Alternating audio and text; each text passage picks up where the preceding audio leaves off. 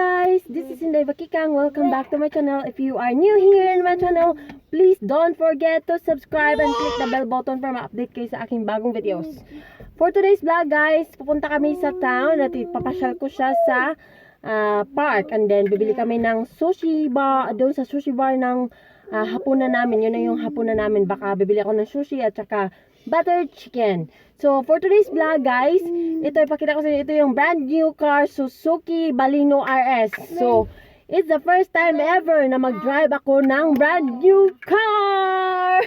So, itong sasakyan nito, napakaganda. Napakaganda. Hindi siya kailangan ng susi. So, ipipindutin mo lang yung button at apakan mo yung preno at aandar na siya. So tara, let's go! Pupunta na tayo sa town. Ida-drive natin tong brand new Suzuki Baleno RS. Guys, pupunta na tayo. Mag-reverse na tayo ngayon. Ita-try natin tong brand new na Suzuki Baleno RS. So, advisable siya para sa mga pambabaeng. Oh, what's it here? It says brake. Okay. So, from the parking. Okay. Oh, the brake. Okay, go. Sorry, yung ano pala, yung kanyang handbrake, hindi ko pala na down kaya nagbigay siya ng tututut ng sa kakabalag. So, tara guys. Yeah. Itong sasakyan na to, automatic. Pag sa gabi, di mo na kailangan i-turn on yung light, automatic na siyang mag-ilaw. So, you don't have to turn on. And then, he's coughing. So, napakaganda guys, yung steering wheel niya, napaka-smooth. So, kung igaganin mo, ang ganda. Hindi kagaya nung isang red car na kung makita nyo yung dati kong dinadrive, napakahirap niya, matigas yung kanyang steering wheel. So itong sasakyan na to, napakaganda. So never kong in-expect guys na makadrive ako ng brand new car ever in my life.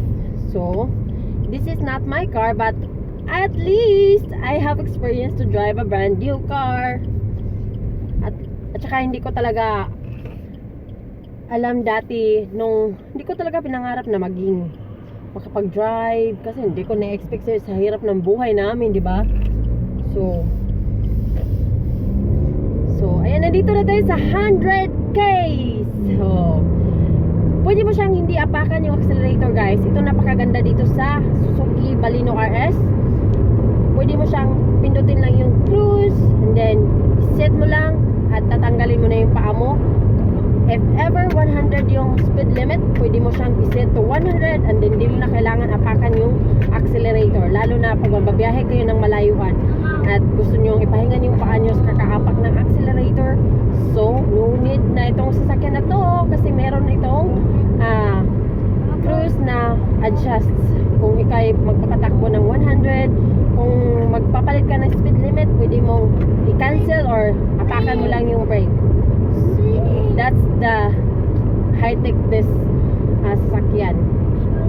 And then ang sasakyan na ito guys, meron itong Google Map, GPS. Meron itong GPS. I-set mo lang yung location na pupuntahan mo kung di mo alam at dadalhin ka na doon. Sasabihin niya, turn in the next street, turn left, and the next street, turn right, like that.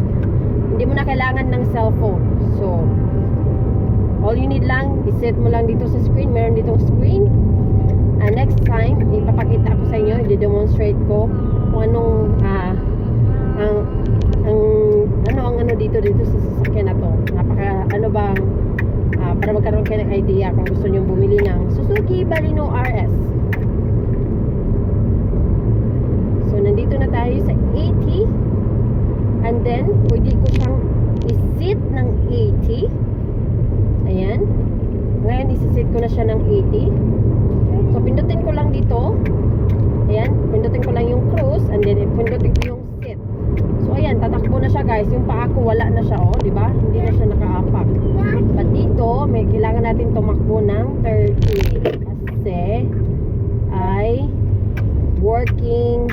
thing over here. So ayan, working thing na ginagawa yung kalsada dito guys. So kailangan natin tumakbo ng 30 ang speed limit. So 80 nabigla ng 30. So diba,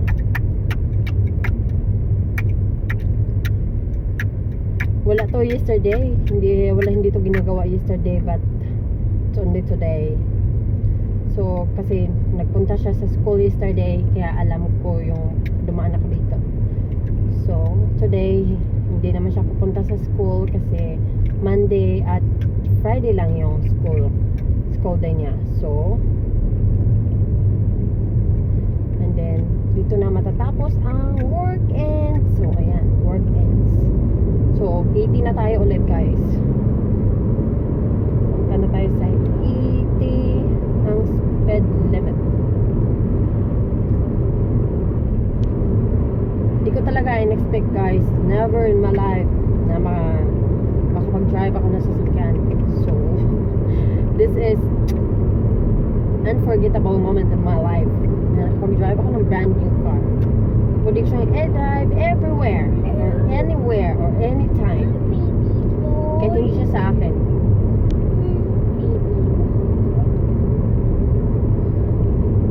So bibili lang kami, dadaling ko siya sa park kasi na-board siya, and then pagkatapos namin sa park, pupunta na kami doon sa Suzuki Bar ang tawag ng restaurant na yun. Iwan ko bakit bar, di tinawag na sushi restaurant, diba? Iba yung tawag, sushi bar. So Daddy, waiting. there's no traffic here guys. So let's celebrate din kasi level 1 na dito sa New Zealand. So it means ang buhay dito ay pabalik na sa normal. So wala nang mga nag-positive. So ayan, happy lahat ng mga tao dito talaga sa New Zealand. Nagsabi, let's celebrate now because there's no positive. So we go back to the normal life now. And lahat ng mga business are open na, walang limit kung ilan yung papasok sa loob, hindi kina-counted. Meron na, pwede nang mag-party, pwede nang mag-birthdays, maki-parties. So that's the good news here guys sa New Zealand. Today it's over. So today it's level 1. Come back to the level 1 na. So nandito na tayo sa kalahati na tayo sa town. Yeah, wait Casey, we go to the park, okay? Yeah, you just wait because Mama's driving, okay? Mama's driving. Can you just wait? And then itong sasakyan na to guys, pwede mong i-connect yung cellphone via Bluetooth or connect by USB. Pwede kang mag-charge ng cellphone, direct na siya, hindi mo na kailangan ng adapter para makapag-connect yung USB. Automatic na siya. All you need is yung yung wire ng USB to cellphone. So ganyan ka ganda itong cellphone at itong cellphone ng yung sasakyan na ito na Suzuki Baleno. And then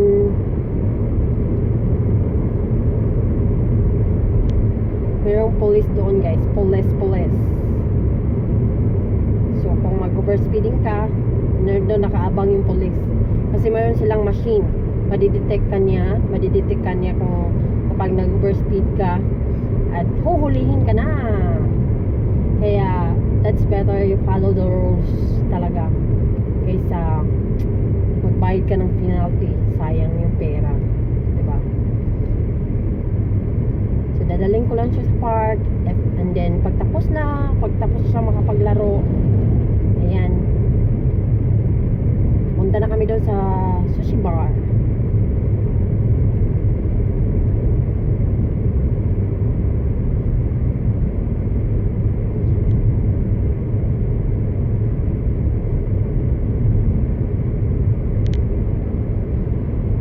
So kung makita nyo sa dati guys, nung stay home pa lang dati, wala talagang sasakyan na padandaan. Kaunti lang yung mga yung mga nagde-deliver ng mga sa supermarket or yung mga essential items lang yung allowed.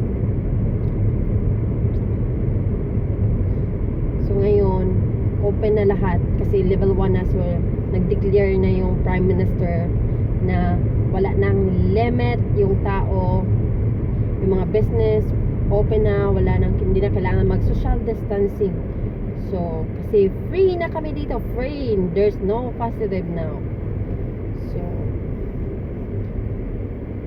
sana lahat ganun din tayo guys.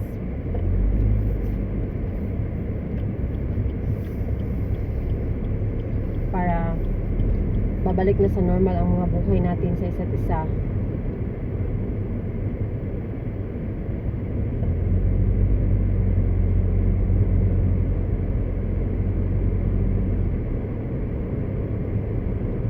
Napakaganda ng sasakyan guys. Kung maririnig nyo yung kanyang, kung itudo mo yung kanyang makina, parang pang sports car yung tunog ng kanyang makina. So this is 1000cc na Suzuki Baleno. And then if someone call you, pag may tumawag sa iyo, hindi mo na kailangan i-hold yung phone mo. Pwede mo na siyang, before ka umalis, i-connect mo na yung cellphone mo dito sa mismong screen. And then pag may tatawag sa iyo, nandito naman sa steering wheel yung pwede mong sagutin, or pwede mo siyang loudspeaker, and you can talk each other without holding phone. So ganun siya kaganda.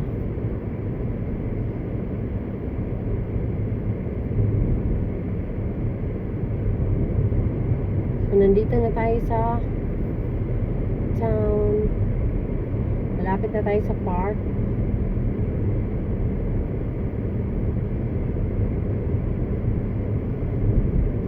Winter na ngayon dito guys.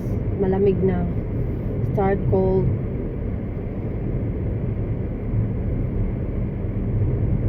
And then the worst month is what's the July at August yung pinaka-cold dito sa New Zealand. Ngayon start na yung snow, ang ice, so malamig na siya.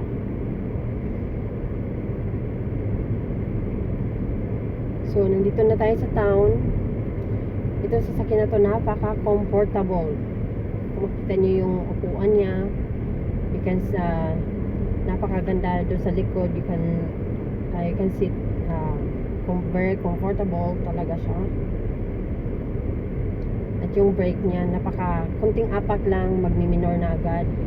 And then yung takbo niya, napakaganda. Hindi mo, kahit 100, kasi doon sa maliit na sasakyan na pula, kapag 100, mafe-feel ko talaga yung sobrang bilis. Pero ito yung sasakyan na to, hindi mo gaano mafe-feel kasi medyo mas malaki siya doon sa red car, hindi yun sa akin, yung red car na ginamit ko. So ngayon left turn tayo guys. Nandito tayo sa 30 yung speed limit, so we're following the speed limit here. So nandito na tayo mismo sa town.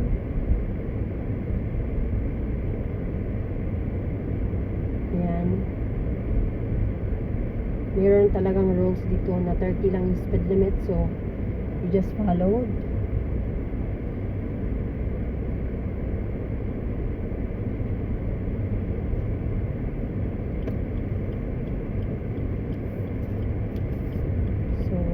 Nandito na tayo sa town.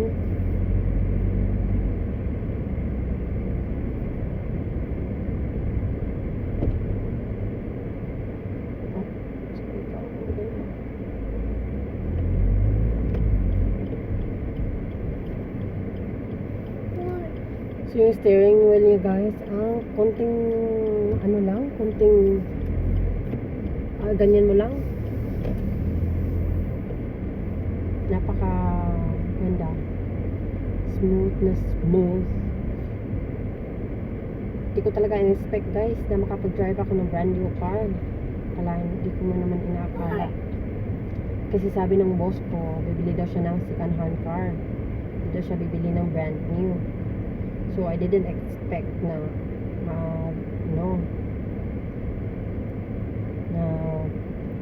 brand new itong madadrive ko.